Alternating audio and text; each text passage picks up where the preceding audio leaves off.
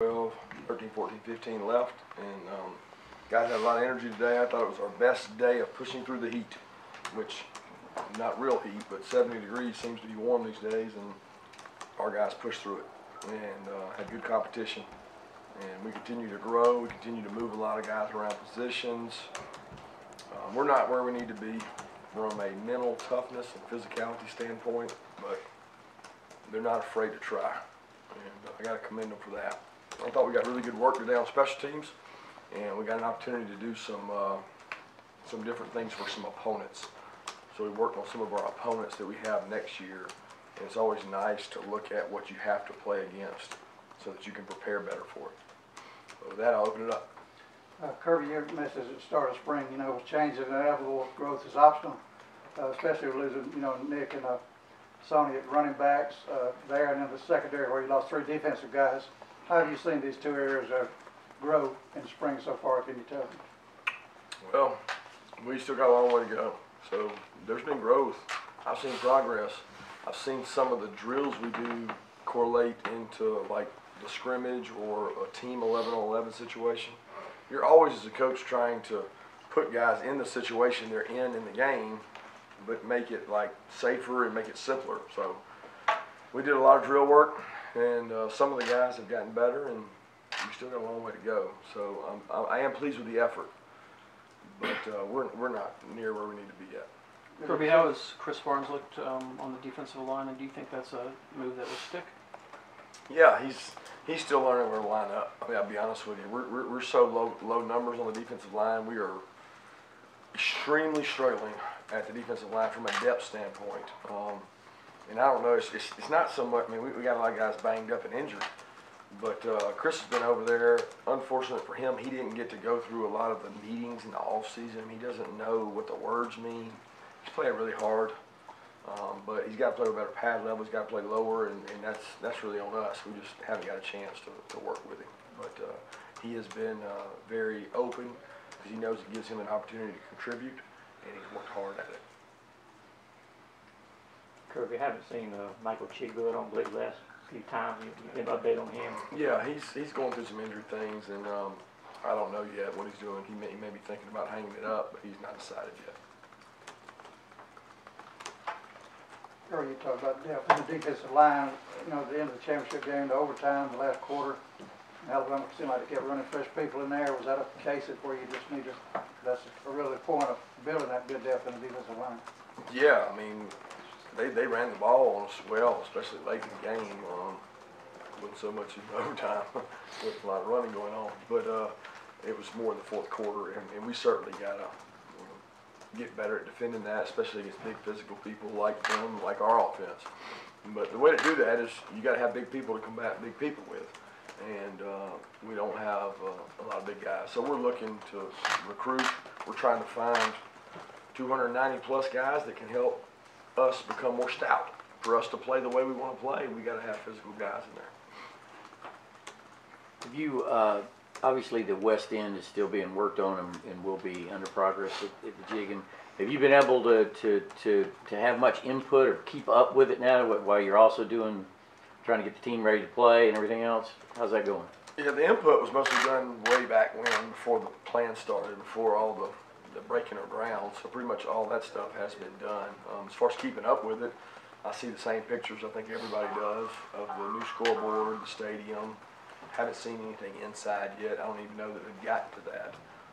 I'm excited they've got the turf back down, and got a lot of the cranes off the field so that we can use it now and for the G-Day game. But I'm certainly excited about the West End Zone, and it's going to bring a new facet to our recruiting. I think we'll have the most premier on-campus stadium recruiting site in the country, because we'll be able to host a lot of prospects, and we'll have one of the best locker rooms in the country at the stadium.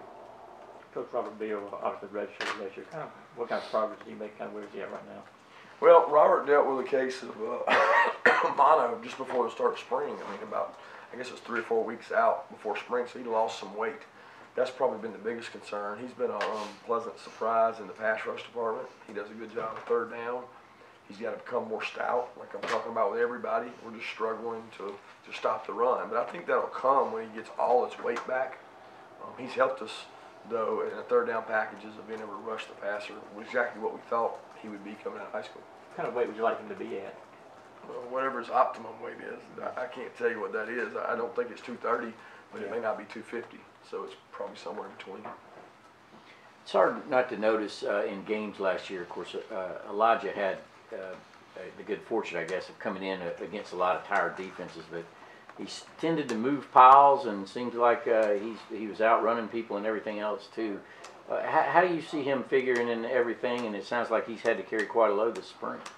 Yeah, he's a workhorse. He's a tough guy. He's physical. He's extremely competitive. You know, I thought he grew up his second year because he contributed on special teams. His first year, I don't think he knew how to contribute on special teams.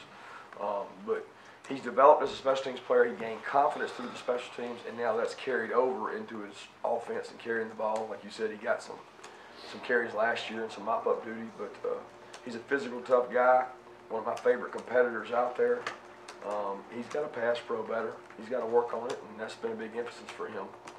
But I'm excited to see where he goes. He's had some really good, tough runs this spring. Yeah, with Dom leaving, have you seen JR kind of step into that role that maybe he left now that he's graduated? Yeah, I think those are two different guys. You know, I feel like JR had a really big role last year. I mean, even with Dom, JR's a vocal guy. I mean, he was leading last year. It's really his first year. It was his second year with us. So I thought that he jumped in with a group of leaders and was able to kind of hold his own. Now he and Bake are kind of the two most experienced guys back there. And I know they probably get frustrated like I do sometimes with the youth. But they've tried to lead in a positive way. And they've worked on their game as well. What about Richard as a guy that he was in the mix, played some last year? How's he stepping in? He's still growing. It's going to be a growing process in the secondary. I don't. Sometimes I think Richard really wants to be good, but I don't know if Richard knows what it takes to be good, like the demands it takes, the study habits it takes, the seriousness it takes. He's a very talented young man, but he's got to meet the demands that the position require, which is come in, learn, make the calls, make the decisions, and I don't know, sometimes I don't know if he wants that responsibility on him, but we certainly are counting on him, and we're going to continue to coach him until he gets it. Coach, a two-part question, but what have you seen from Divaad Wilson in terms of progress since his surgery, and also have you seen the little like dance videos he does on social media with the leg splint and all? Just what are your thoughts on that, and then what does it say about the energy he brings? Yeah, Divaad's a character. He is an interesting guy, but yeah, he's doing well in rehab. There's not a lot you can do this early in the process. You have the surgery, you begin working on it. Ryan Corson and his staff have done a tremendous job with him, but I mean, it's not like he's out there ripping and snorting right now. He's not doing a lot. But as far as I saw that video the other day or night, I don't know. He's been doing that for a long time. Yeah. Throughout our recruiting, he's done that. And, he's in our meetings now because he's starting to get back mentally in tune. And I was kidding him about it. I asked him if he could teach me to do that, and he said it would probably take too long. It had a lot of gyrations. I don't know what the right word is. I don't know exactly what that dance is, but I know down in South Florida it means something. So I better learn how to do it if I want to keep recruiting down there. Kirby, you mentioned Robert Beal's been a pleasant surprise, but the outside linebacker group as a whole, just what do you thought of the progress they've made without when they're down? Yeah, there's a lot of talent in that room, but discipline is going to be talent every day. And that's what we lack most is, am I looking at the right thing? Am I doing the right thing? Am I where I'm supposed to be? Am I accountable off the field? Do I do the right things? That group, I mean, they can be as talented as they want to be. Walter Grant, DeAndre Walker, Keon Brown, Robert Beal, and Brenton Cox. But those guys, they got to be accountable and they got to be disciplined. And that's where we feel like that continuing to recruit really good outside backers are going to make our team better. A couple of those guys may grow out of the position. A couple of those guys may be able to play inside backer. But we've got to continue to grow at that position. Kirby, with Mecole, when it comes to punt returns, when you've watched tape, how close do you think he is to breaking one? How important is that, given that it seems to be pretty productive anyway in that category? And also, he talked to us about thinking about how he would react if he scored in terms of maybe I don't know if he's going to do a jazz hands like Sony or what, but something. I don't know. I mean, I don't know if you're talking about returns last year, how close he was breaking. We haven't been able to do many live returns. Yeah, I'm talking about last year. Sure, yeah. I'm trying to figure out if he's going to be the returner because we got some guys out there, Terry Godwin, Akil Crumpton, and Kearis Jackson, who've been really good and they're really confident going to catch the ball. So you have anointed him the returner next year. I have not. So that is an earned position, and that is not his position yet. So we'll see what happens. I certainly thought that there were some opportunities last year that he might should have, because I know Isaiah McKenzie texts me every week and said, Coach, if I'd had that much room, I'd have had 7 touchdowns. So he was calling Mecole out, not me. But I do think that it's an open competition. Chris Barnes moving the defensive line, showing the signs of making an adjustment in a short time. Y'all moved him over. We moved him over. Anybody want another question? We just thought about that one. But, I don't know if it's a good one, but on Richard, does he make the do you like what you see from him athletically and football wise on the field? Is it just you want to see the preparation and the knowledge and all that kind of fill it in? do I like what I see on the football field? 5 minutes, I would say yeah. Another 5 minutes, I would say what the hell. It's up and down. It's like this, you know what I mean? It's not consistent. So it's hard to answer that question because it depends on what 5 minutes you're referring to. He has some wow play. He covers a lot of range, okay? But he can cover the range in the wrong direction really fast, if you know what I mean. So if you go the wrong way really fast, you have to recover that distance to make it up to go back the right way. So when he's going in the right direction, it's really good.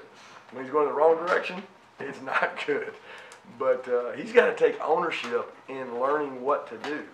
And if he does that, he'll be a really good player. But we're counting on him. The other players are counting on him. Dog Nation's counting on him. We want him to learn what to do. And I promise you, we will meet with him every day that we possibly can. But until he commits to that, I don't know that he can reach his full potential. Thanks, guys.